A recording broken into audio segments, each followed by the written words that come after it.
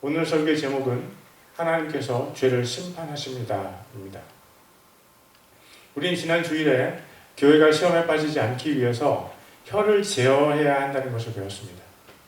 야고보 사도는 혀를 왜 제어해야 하는지에 대해서 야고보서 3장 1절에서 12절까지 자세하게 써놓았습니다. 먼저 야고보 사도는 혀를 많이 사용할 수밖에 없는 교회에서 자신의 위치를 말합니다. 야고보서 3장 1절입니다. 내 형제들아 너희는 많이 선생이 되지 말라. 우리가 더 큰 정죄를 받을 줄 아노라. 야고보뿐만 아니라 예수님께서 직접 가르치시고 성령님께서 직접 임하신 많은 사람들이 교회의 선생님이 되었습니다. 그들은 하나님의 말씀을 가르치며 이 땅에 구원의 소식이신 예수님을 전파했습니다. 그런데 우리가 알다시피 그들 중 많은 사람들은 무식한 사람들이었습니다. 예수님의 12 제자 중에 어부가 여러 명이 있었습니다. 그리고 우리가 알지 못하지만 성령님으로 충만하게 된 제자들 중에도 무식한 사람들이 여럿 있었을 것이 분명했습니다. 그러나 무식한 사람도 하나님께서 직접 작정하시면 사용하실 수 있습니다. 예수님께서 십자가에서 죽으시고 부활하시고 승천하셨습니다. 제자들은 마가의 다락방에 모여서 기도하다가 불같은 성령님의 임재로 변화되었습니다. 그러자 성령님께서 제자들 안에 큰 확신으로 일하셨고 제자들은 담대하게 예수님의 복음을 선포했습니다. 그리고 어느 날 베드로와 요한이 성전 앞에서 구걸하던 안진뱅이를 예수님의 이름으로 일으켰습니다. 평생 걷지 못하던 사람이 걷고 뛰며 하나님을 찬양했습니다. 그 일로 사람들이 베드로와 요한과 안진뱅이였던 사람에게 모여들었습니다. 베드로는 그들을 향해서 다시 담대하게 복음을 선포했습니다. 그러자 그때 믿은 사람들 중에 성인 남성의 숫자만 세어서 5,000명가량이 되었습니다. 그러자 위기의식에 사로잡힌 사람들이 있었습니다. 그들은 바로 유대의 종교 지도자들이었습니다. 그들이 베드로와 요한을 붙잡아서 공회에다가 세웠습니다. 유대가 그 당시에 로마의 지배하에 있었지만 유대인의 공회는 로마가 재판권을 준 유대 지역의 지배 집단이었습니다. 그들은 사형을 집행할 수는 없었지만 재판을 하고 죄인에게 매질을 할 수도 있었고 감옥에 가둘 수도 있었습니다. 그들은 사도들을 붙잡아서 공회 앞에 세워두고 신문을 했습니다. 그런데 사도들이 너무나 확신 있고 또 논리정연하게 예수님의 복음을 증거했습니다. 사도행전 4장 10절입니다. 너희 모두와 이스라엘 온 백성은 이것을 알라.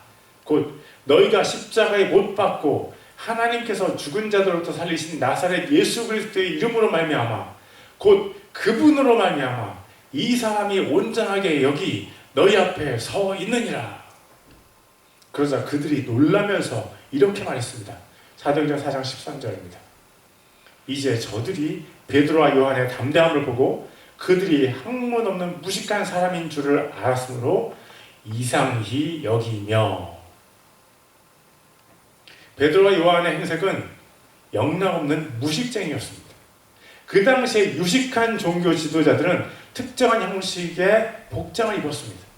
그러나 사도들은 유대인의 학문을 배운 적이 없었습니다.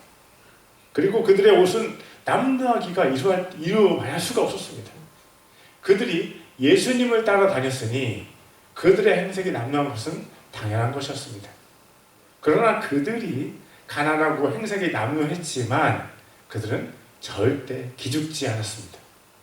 그들 안에 성령님의 불이 있었습니다. 그들의 영적인 눈은 열려져 있었습니다. 그들은 유대 종교자들의 겉모습을 보지 않았고 그들의 속사함을 보았습니다. 하나님께서 그들을 성령님의 권능으로 충만한 지도자로 세우셨습니다. 오늘날도 이런 무식한 사람들이 교회의 지도자가 될 수 있을까요? 요즘 시대에는 쉽지 않습니다. 그러나 미국의 침례교 역사를 보면 신학교에서 정식 신학교육을 받지 않은 사람들도 목회자가 되곤 했습니다. 침례교는 교단의 신조나 신앙 고백을 절대적인 권위로 인정하지 않습니다. 이것이 다른 교단들과 침례교가 다른 점 중에 하나입니다. 침례교는 오직 성경만을 절대적인 권위로 인정합니다. 그래서 교회의 신학이, 교단의 신학이 성경 위에 세워지는 것을 경계했습니다.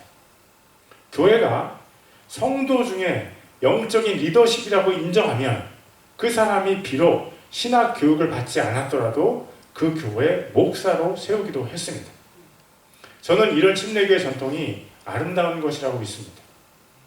왜냐하면 현대의 신학 교육이 너무나 타락했기 때문입니다.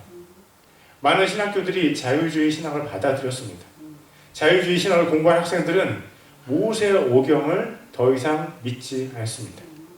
그래서 모세오경을 믿지 않는 목사님들도 많이 생겨나게 되었습니다.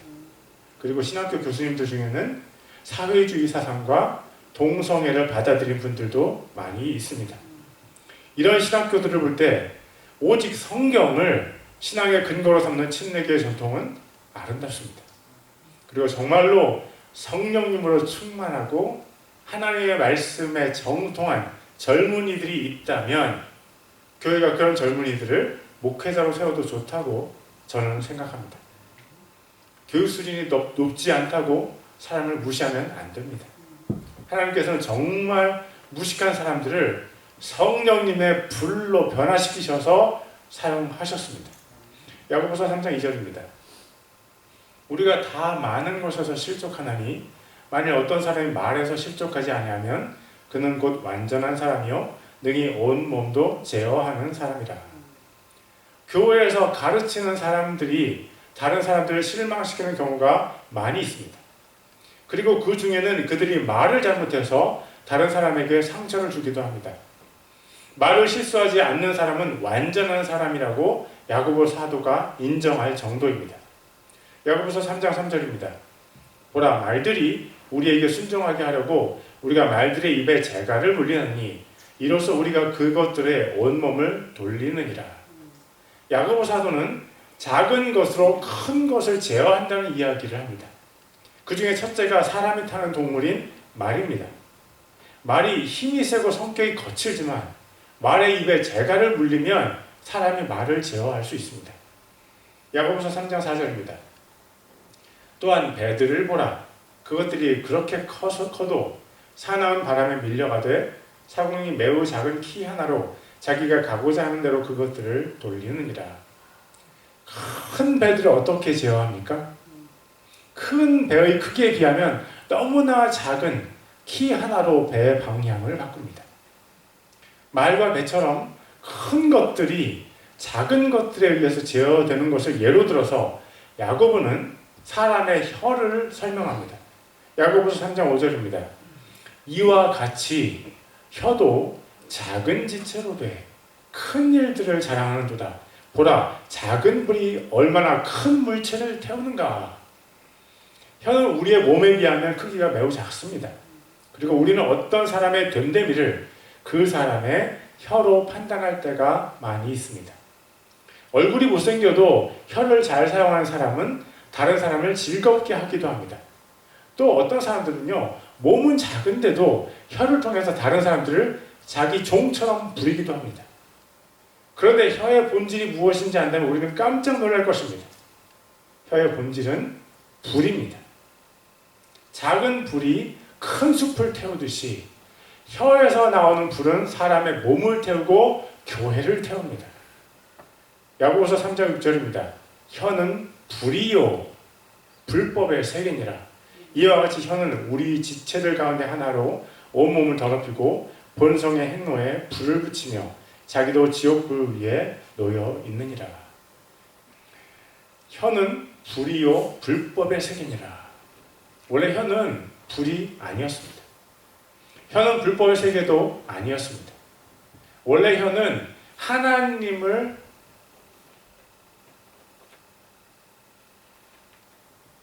잠깐만요. 여기 부분 좀 보여주세요. 이사야 43장 7절 전에 거기 네 맞습니다. 원래 혀는요 하나님을 영광스럽게 하기 위해서 창조가 되었습니다. 이사야 43장 7절입니다. 곧 내 이름으로 불리는 모든 자라 내가 내 영광을 위해 그를 창조하고 그를 지었으며 참으로 내가 그를 만들었느니라. 하나님께서 사람을 만드신 목적은 하나님의 영광을 위한 것입니다. 그렇다면 사람은 하나님의 영광을 어떻게 대해야 합니까? 우리는 하나님의 영광을 찬양하기 위해서 만들어졌습니다. 그리고 우리의 대적 마귀의 흉계로, 그러나 우리 대적 마귀의 흉계로 우리는 죄에 빠졌습니다. 그래서 죄의 구름이 우리와 하나님 사이를 가로막았습니다. 우리는 하나님을 찬양하고 싶어도 찬양을 드릴 수가 없는 존재가 되었습니다. 우리는 하나님께 영광을 돌리고 싶어도 그럴 수 없는 절망적인 존재가 되었습니다. 그런데 예수님께서 우리에게 찾아오셔서 십자가에서 피 흘려 주셨습니다. 예수님의 피로 우리는 하나님과 화해가 되었습니다. 우리가 하나님과 화해한 다음에 우리 안에 있는 모든 것들이 원래 하나님께서 창조하신 모습을 회복해 갑니다. 그 중 하나가 바로 하나님의 영광을 찬양하는 것입니다. 에베소서 1장 11절과 12절입니다. 모든 것을 자신의 뜻대로 계획대로 모든 것을 자신이 뜻하신 계획대로 이루시는 분의 목적에 따라 우리가 예정되어 또한 그분 안에서 상속 유업을 받았으니 이것은 그리스도를 먼저 신뢰한 우리가 그분의 영광을 찬양하게 하려 함이라. 그래서 예수님을 만난 사람들의 입에서는요, 찬양이 흘러나옵니다. 그들이 삶 가운데서 만난 하나님을 찬양하는 소리가 그들의 혀에서 멈추지 않습니다. 그렇게 할 때 그들이 더욱더 깊은 하나님과의 관계 가운데로 들어갈 수 있습니다. 여러분, 하나님을 많이 찬양하세요. 찬송가나 복음송을 많이 부르세요. 여러분의 마음이 하나님의 영광을 높이 찬양하게 하세요. 하나님께서 우리들의 찬양을 얼마나 기뻐하시는지 모릅니다. 그것이 바로 하나님께서 우리를 만드신 목적이기 때문입니다. 그러나 예수님을 아직 인격적으로 만나지 못한 사람들의 입술에서는 항상 불평과 저주가 쏟아져 나옵니다. 그것이 다른 사람들을 향한 불평과 저주일 때도 있지만 때로는 하나님을 향해서도 불평과 저주를 쏟아냅니다. 아담과 하와가 에덴 동산에서 쫓겨난 후에 두 아들 가인과 아벨을 낳았습니다. 그 두 아들이 커서 하나님께 제사를 드리면서 제물을 드렸습니다. 그런데 하나님의 반응이 흥미롭습니다. 둘 다 제물을 드렸는데 아벨의 제물만 받으시고 가인의 제물은 기뻐하지 않으셨습니다. 이럴 수가 있습니다. 사람들이 마음을 다해서 헌금을 가져왔는데 하나님께서 어떤 사람의 헌금은 받으시고 또 다른 사람의 헌금은 안 받으실 수 있습니다. 하나님께서 참 까다로운 분인 것 같이 보이기도 합니다. 그러나 알고 보면 그렇지 않습니다. 하나님께서는 말씀하시는 하나님이십니다. 하나님께서는 구약시대도 말씀하셨고 신약시대에서도 말씀하셨습니다. 하나님께서는 에덴 동산 안에서도 말씀하셨고 에덴 동산 바깥에서도 말씀하셨습니다. 하나님께서 받으신 예물을 드린 아벨을 보면 하나님께서 말씀하신 대로 그 제물을 하나님께 가져왔습니다. 창세기 4장 4절입니다. 아벨도 자기 양떼의 첫 새끼들과 그것들의 기름 중에서 가져왔는데 주께서 아벨과 그의 헌물에는 관심을 가지셨으나 아벨은 양떼의 첫 새끼와 그 양의 기름을 하나님께 드렸습니다. 아벨이 드린 제물은 정확하게 모세 시대의 제물과 같습니다. 민수기 18장 17절입니다. 그러나 너는 암소의 첫 새끼나 양의 첫 새끼나 염소의 첫 새끼는 대속하지 말지니라. 그것들은 거룩하니 너는 그것들의 피를 제단 위에 뿌리고 그것들의 기름은 태워서 불로 예배하는 헌물로 주께 향기로운 냄새로 드릴지니라. 첫 새끼와 그 양의 기름은 바로 아벨이 하나님의 말씀을 귀 기울여 듣고 그 말씀대로 행했다는 증거입니다. 하나님께서 받으시기를 원하는 제물을 아벨이 드렸는데 하나님께서 왜 기뻐하지 않으시겠습니까? 그런데 하나님께서 왜 양의 첫 새끼를 기뻐하는지 아십니까? 그것은 양의 첫 새끼가 하나님의 독생자이시고 어린 양이신 예수님을 상징하기 때문입니다. 하나님께서 제물을 그렇게 정하신 것은 처음부터 우리에게 하나님의 사랑을 각인시켜 주시기 위함이었습니다. 양의 첫 새끼를 드리면서 어린 양이신 예수님을 기억하라. 반면 가인은 어떤 예물을 가져왔기에 하나님께서 그의 예물을 받지 않으신 것입니까? 창세기 4장 3절입니다. 시간이 흐른 뒤에 가인은 땅의 열매 중에서 헌물을 가져와 주께 드렸고, 가인은 농사를 지었기 때문에 농산물을 하나님께 드린 것은 당연했습니다. 그것은 문제가 전혀 없습니다. 그런데 문제는 그가 드린 농산물이 하나님께서 받기 원하셨던 것이 아니라는 것이었습니다. 그렇다면 하나님께서 받기 원하셨던 농산물은 어떤 것이었을까요? 레위기 2장 14절입니다. 내가 내 첫 열매의 음식 헌물을 드리려거든 곡식의 푸른 첫 이삭을 불로 말린 것, 즉 꽉 찬 이삭에서 찌은 곡식을 내 첫 열매의 음식물로 드리되, 이 말씀에서 드린 음식 헌물과 가인이 드린 것 사이에 차이점이 있습니까? 발견하셨습니까? 그것은 바로 첫 열매라는 차이점이 있습니다. 하나님께서 원하셨던 것은 첫 열매였습니다. 하나님께서 왜 첫 열매를 기뻐하셨습니까? 예수님께서 하나님의 첫 열매, 독생자이시기 때문입니다. 또 예수님께서 부활의 첫 열매이시기도 합니다.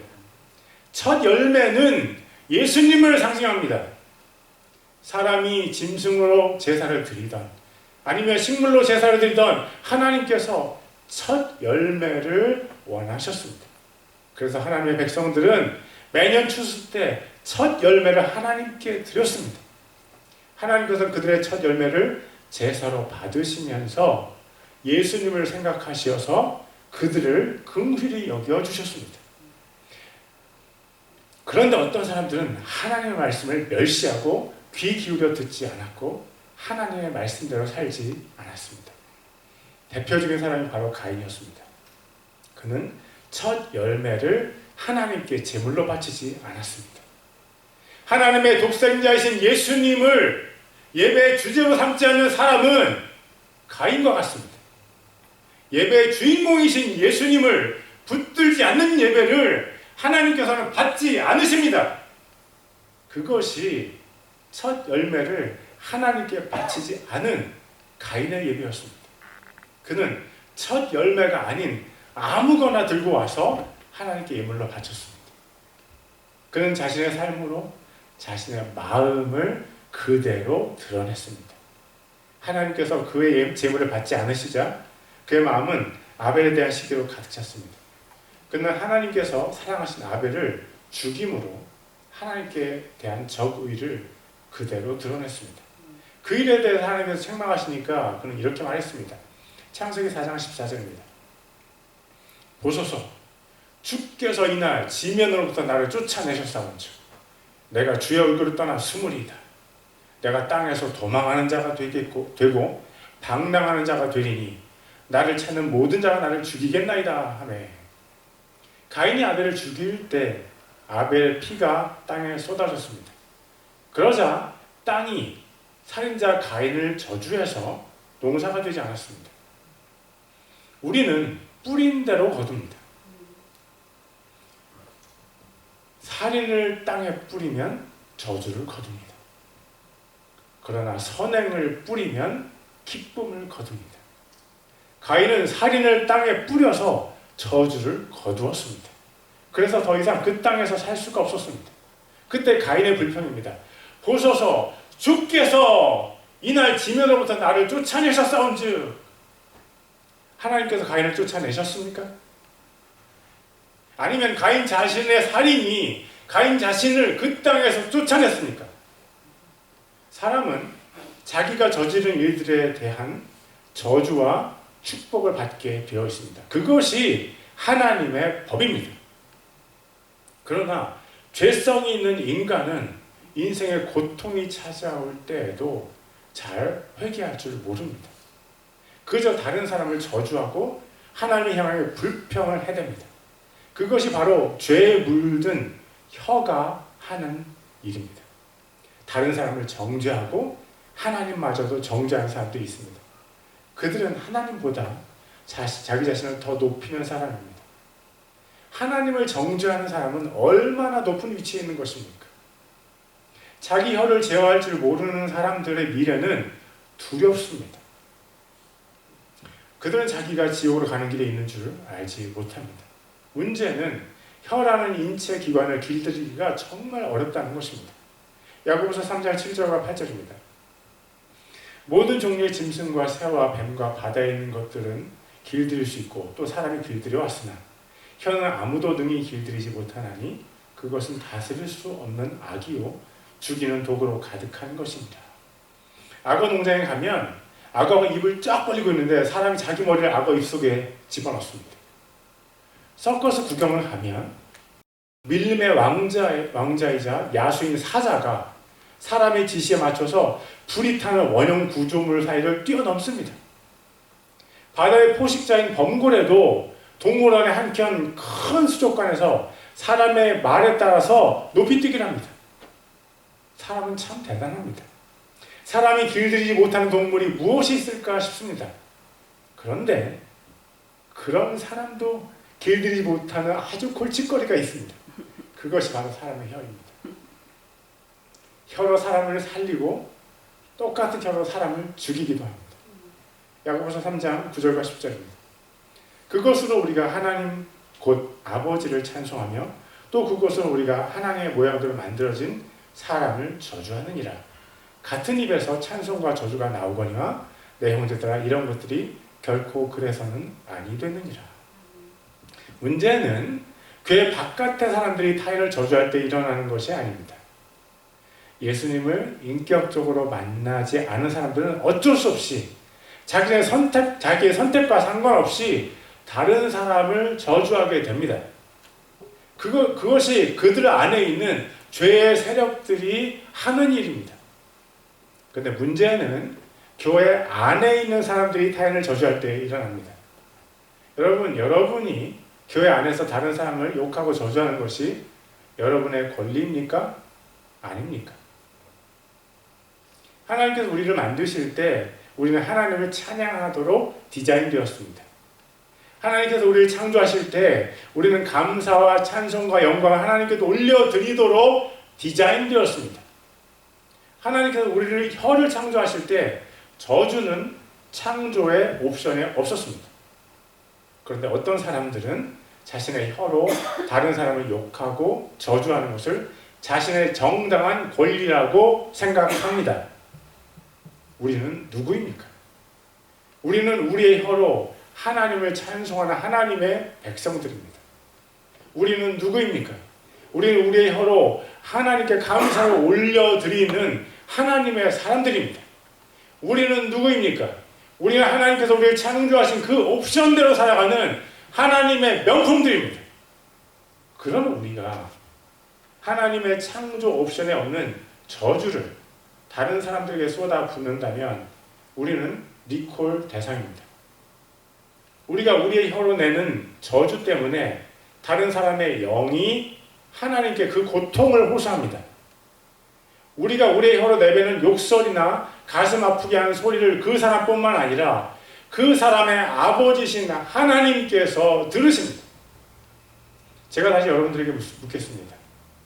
우리가 다른 사람을 우리의 혀로 저주하거나 그 사람에게 욕을 한다면 하나님께서 그 소리를 들으실까요? 우리가 다른 사람의 마음을 아프게 하는 소리를 한다면 하나님께서 그 소리를 들으실 수 있을까요? 우리 때문에 다른 사람의 마음에 고통이 찾아온다면 그 사람을 사랑하시는 하나님의 마음도 아프실까요? 하나님께서는 살아계시다는 분명한 사실을 꼭 기억하세요. 하나님께서는 살아계십니다. 하나님께서는 지금 당장 악인을 벌하지 않으신다는 사실 때문에 용감하게 죄를 짓는 어리석은 사람들이 있습니다. 하나님의 사랑과 인내를 빌미로 마음껏 자기 교만을 자랑하는 사람들도 있습니다. 참으로 어리석은 사람들입니다.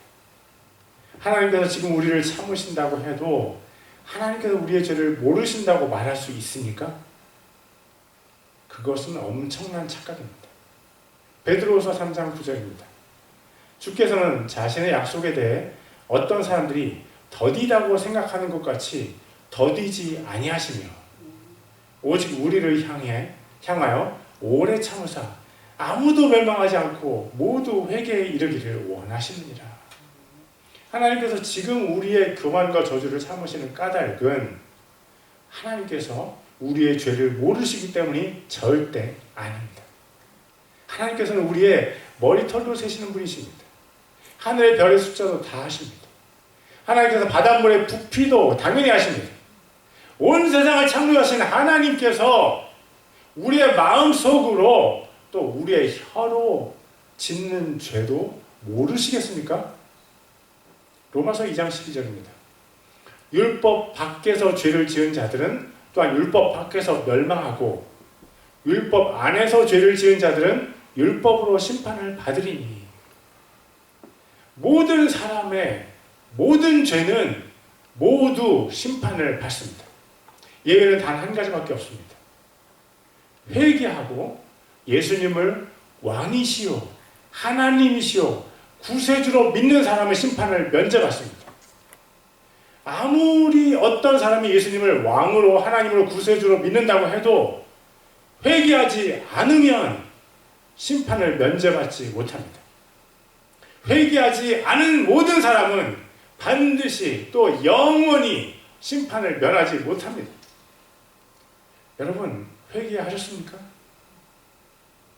당신의 죄를 정말로 회개하셨습니까?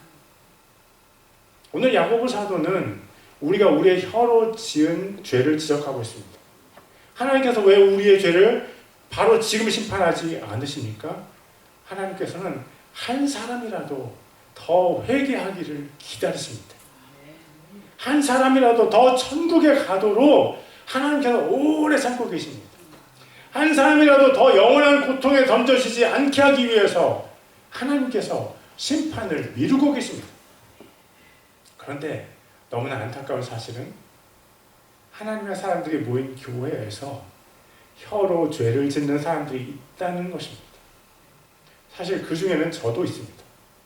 저도 저의 혀로 사람들에게 상처를 주는 경우가 왕왕 있습니다. 저도 아직 공사 중입니다. 아직 덜 됐습니다. 그런데 중요한 사실은요, 저는 제가 지은 죄를 발견하는 즉시 회개하려고 노력합니다. 제가 잘못한 사람에게 사과를 하고요, 그 사람의 마음을 풀어주려고 노력합니다. 물론 제가 깨닫지 못한 말실수는 제가 고칠 수 없겠지만 말입니다. 중요한 것은요, 회개입니다. 다른 사람에게 자신의 잘못을 사과하는 것이 중요합니다. 사람의 입에서 찬송과 저주가 함께 나오는 것에 대해 야고보 사도가 더 이야기합니다. 야고보서 3장 11절과 12절입니다. 샘이 같은 곳에서 단물과 쓴물을 내느냐? 내 형제들아, 무화과 나무가 올리브 열매를 맺을 수 있겠느냐? 혹은 포도나무가 무화과를 맺을 수 있겠느냐? 그와 같이 어떤 샘도 짠물과 민물을 둘을 낼 수 없느니라. 사람은 누구든지 자기 마음에 있는 것을 말하게 되어 있습니다. 어떤 사람은 마음에 저주가 가득한데도 감사를 표현하기도 합니다. 그렇게 자기를 연기자로 만드는 사람이 없는 것은 아닙니다. 그런 사람을 가리켜서 우리는 사기꾼이라고 합니다. 그러나 대부분의 사람들은 자기 마음에 있는 것을 자기 혀로 고백합니다. 자기 마음에 저주가 가득한 사람은 자기 혀로 다른 사람을 저주합니다. 자기 마음에 감사가 가득한 사람은 자기 혀로 감사를 표현합니다. 여러분 아시지요? 하나님께서는 우리의 마음을 보십니다. 하나님께서 우리가 얼마나 맵시 있는 옷을 입었는지 보지 않으십니다. 하나님께서 우리의 마음이 얼마나 예쁜지 보십니다. 우리의 마음이 감사라는 멋진 옷을 입었는지, 우리의 마음이 찬송이라는 향수를 뿌렸는지 하나님은 보십니다. 우리의 마음에 절제라는 브레이크가 있는지 하나님께서는 보십니다. 그래서 자기 혈제를 절제하기 원하는 사람은 자기 마음에 집중합니다. 자기 마음을 바꿔야지 자기 혀가 바뀐다는 것을 아는 사람은 지혜로운 사람입니다. 결코 많지 않은 사람들이 자기 마음을 가꾸는 데 힘을 씁니다. 어떤 사람들은 자기 집에 있는 잡초는 열심히 뽑지만 자기 마음에 버져가는 독초들은 그대로 방치합니다. 어떤 사람들은 자기 마음에서 번져나가는 잡초에 영양제를 주기도 합니다. 그래서 그들은 저주를 묵상하고 교만을 자랑하고 슬픔 속에 점점 더 깊이 들어가는 선택을 합니다. 자기 마음을 죽는 방향으로 자꾸 인도합니다. 그런데 어떤 지혜로운 사람들은 그렇게 하지 않습니다. 자기 외모를 가꾸는 것보다 자기의 내모, 즉 자기의 마음을 가꾸는데 더 시간을 투자합니다. 자기 마음에 말씀의 씨앗을 뿌리고 말씀을 행하는 것으로 마음을 더 살찌게 합니다. 자기 입술로 찬양을 함으로 자기 마음에 하나님의 기쁨의 비를 뿌려줍니다. 또 자기의 마음의 눈을 열어서 하나님을 바라봄으로 하나님의 빛을 자기 마음에 쬐어줍니다. 그 후에 그들은 자기 입술에서 어떤 말이 나오는지 주의 깊게 살핍니다. 자기들의 입술의 말을 살피는 사람은 사실 자기의 마음을 살피는 사람입니다. 자기 입술에서 실수로 다른 사람을 향한 비난의 화살이 발사되면 그 사람 또다시 회개하면서 하나님 앞에 자신을 낮춥니다. 그리고 그는 자신의 혀에서 발사된 독화살을 맞은 그 사람에게 사과하고 하나님 앞에서 회개합니다. 그리고 나서 그는 자기의 마음 가꾸기를 다시 시작합니다. 자기의 마음에 성령님의 비가 내리도록 하나님께 간구합니다. 자기 마음에 옛날에 받은 상처 때문에 생긴 쓴뿌리를 하나님께서 태워주시도록 성령님의 불을 간구합니다. 그리고 신실하신 하나님의 사람들과의 교제를 통해서 성숙한 혀 사용자가 되기를 애씁니다. 누가 성숙한 혀 사용자입니까? 결국 성숙한 혀 사용자는 성령님으로 충만한 사람입니다. 예수님을 보세요. 성숙한 혀 사용자로서 최강자이십니다. 마태복음 16장 23절입니다. 그분께서 돌이키사 베드로에게 이르시되 사탄아 너는 내 뒤로 물러가라. 너는 내게 실족거리니라. 내가 하나님에게서 난 일들을 좋아하지 아니하고 사람들에게서 난 일들을 좋아하는도다 하시니라. 언뜻 보면 예수님께서 베드로를 저주하시고 욕하신 것처럼 보입니다. 예수님께서 베드로를 사탄이라고 부르셨습니다. 정말 예수님께서 베드로를 저주하시거나 욕하신 것입니까? 아닙니다. 베드로는 그때 사탄이 주는 생각을 그의 혀로 말했습니다. 이 구절의 바로 전 구절을 제가 읽겠습니다. 마태복음 16장 22절입니다. 그때 베드로가 그분을 붙잡고 꾸짖기 시작하여 이르되 주여 그럴 수 없나이다. 이 일이 결코 주께 임하지 아니하리다 하거늘. 예수님께서 자신의 십자가 고난과 부활에 대해서 제자들에게 말씀하셨습니다. 그러자 베드로가 자신의 주님이시고 선생님이신 예수님을 다짜고짜 꾸짖기 시작했습니다. 이 얼마나 교만한 제자이고 종입니까?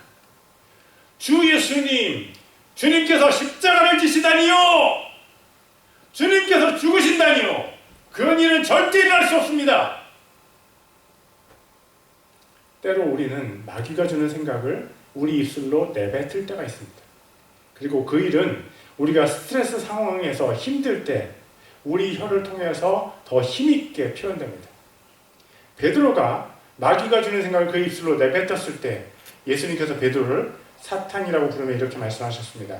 마태복음 16장 23절입니다. 그분께서 돌이키사 베드로에게 이르시되 사탄아 너는 내 뒤로 물러가라. 너는 내게 실족거리니라. 내가 하나님께서 난 일들을 좋아하지 아니하고 사람들에게서 난 일들을 좋아하는도다 하시니라. 제가 여러분에게 질문합니다. 예수님께서 혀를 잘 사용하셨습니까? 아니면 예수님께서 베드로에게 너무 강하게 책망하신 것입니까? 베드로의 마음을 보시는 예수님께서, 사탄이 베드로에게 역사하는 모습을 보신 예수님께서 베드로를 책망하셨습니다. 그리고 그 책망은 진실하고 바른 책망이었습니다. 때로는 드러내어 꾸짖는 것이 은밀하게 사랑하는 것보다 더 낫습니다. 베드로는 분명히 이 일에 대해서 후에 회개했을 것입니다.